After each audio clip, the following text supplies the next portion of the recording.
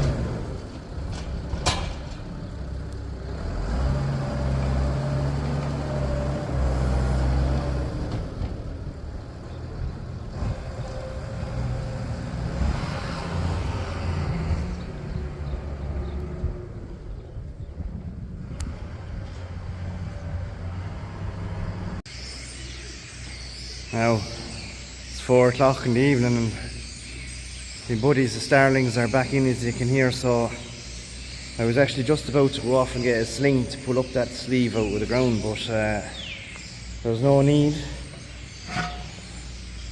as it's actually broke off, which is great. And it's great and it's not great because the rest of it is down in the sleeve. All those poles are down in sleeves, they're not set in concrete, so they can be lifted up. So I suppose if they do rot like that one has, they can be replaced. Now the issue is there's not a hope of getting up that rotten sleeve out with that hole, so what I might do is find that's a 90 millimeter box iron, so what I might do is find 80 millimeter box iron that will fit down in it, and that pole there, I'll turn it upside down and use the good end then and weld them all together, if you kind of know what I mean. You'll see it anyway as I go along in the video. I'm after finding a piece of 80 mil steel, and there's about a 5 mil wall on that, so a really good heavy piece of steel. That was a pole that was in my crush, and obviously that went rotten at the end as well, so but I have enough steel in that now, and that'll go down in the other sleeve, and then I will put my pole down over this and weld them to each other and make a new pole, and it'll be a stronger pole and it'll do the job anyway. It's always handy to have a bit of steel or a bit of what you think is scrap, because you'll always find a use for it. That's the rotten pole there now that I just took up, so I have that end cut off it. So this is the other piece of box iron I showed you already. So what I'm going to do is slip that into that, and I'll weld it in place, and then the rest of that sleeve will slip down into the other sleeve over there in the shed, and then I have a new pole ready to go again. Well, a repaired pole ready to go again. So now that's my pole welded. The sleeves are very deep over there, they're about 20 inches. I don't actually know why I went so deep with the sleeves, but that's what they are. So she's welded in solid there, and I have that gate. She's 10'5" or something, and I'm going to put that up now instead of the one I had in it. My opening is 11 foot, so I'll have to do something to block the other 7 inches. But first thing I'll do is get this pole over down the sleeve, plumb up that gate, weld on some hanger irons onto this pole, and then I'll see what I'll do to fill the space.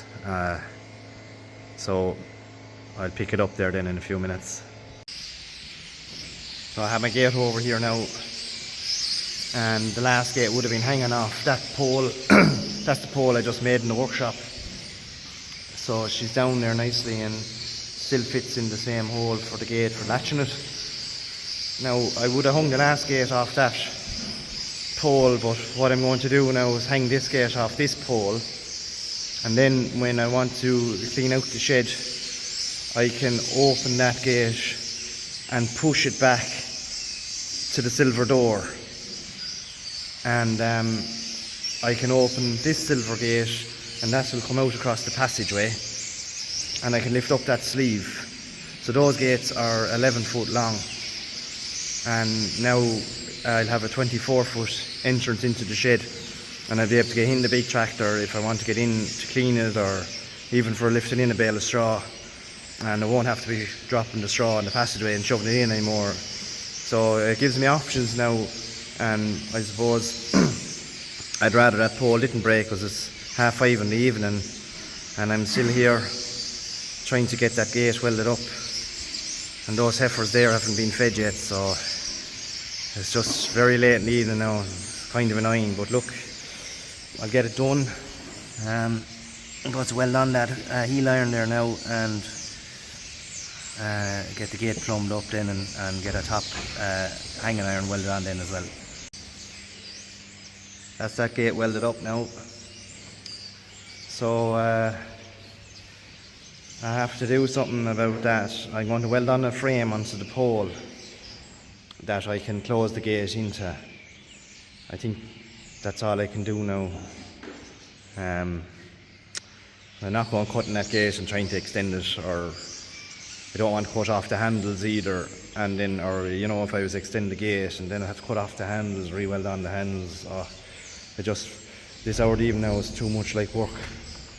So that gate then will go back nicely against the door there, out of the way when it comes to cleaning out the pen. And same way as I said, this gate will open back out as well, and I'll have a big sweep into that shed there when I want to clean it out. Now finally have that gate done. Jesus, all hours of the night. There she is, welded up there. I can't lift it.